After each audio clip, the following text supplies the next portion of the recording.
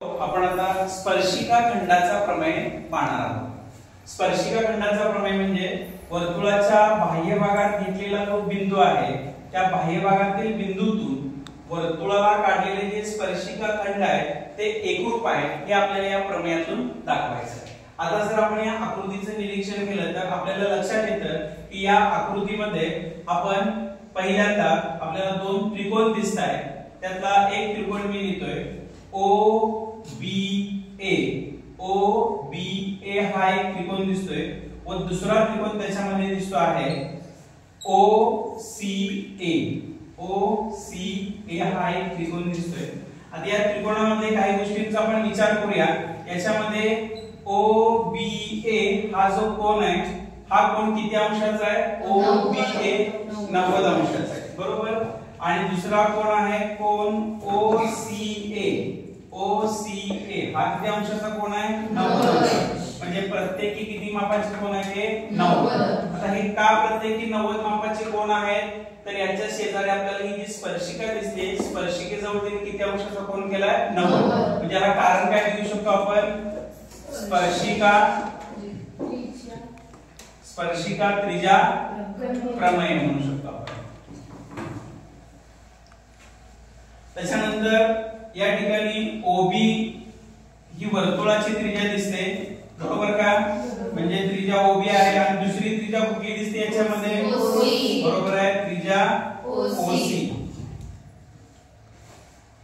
आता एकाच वर्तुळाच्या त्रिज्या असल्यामुळे त्या समान मापाच्या आहेत म्हणजे त्या त्रिज्या एकरूप झाल्यामुळे तर काय लिहिणार आपण? कारण काय लिहिणार? एकाच वर्तुळाच्या त्रिज्या, एकाच वर्तुळाच्या त्रिज्या। त्याच्यानंतर या दोन त्रिकोणांच्या मध्ये एक बाजू सामायिक दिसते, कुठली दिसते बघा? OA, बरोबर। ही बाजू काय झाली? सामायिक झाली।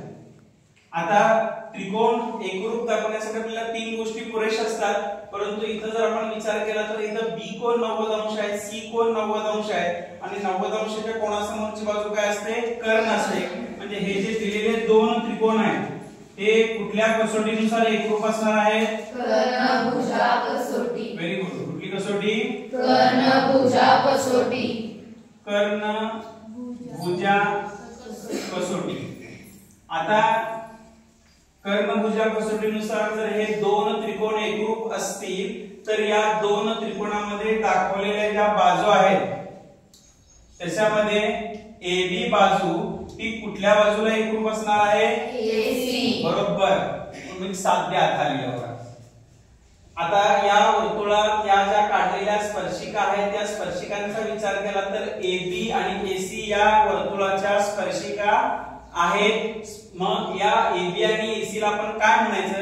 तर आपण AB आणि AC ला स्पर्शिका खंड म्हणायचं। आणि हे दोन्ही खंड कसे आले? एकरूप आलेले आहेत। आता काय एकरूप आले?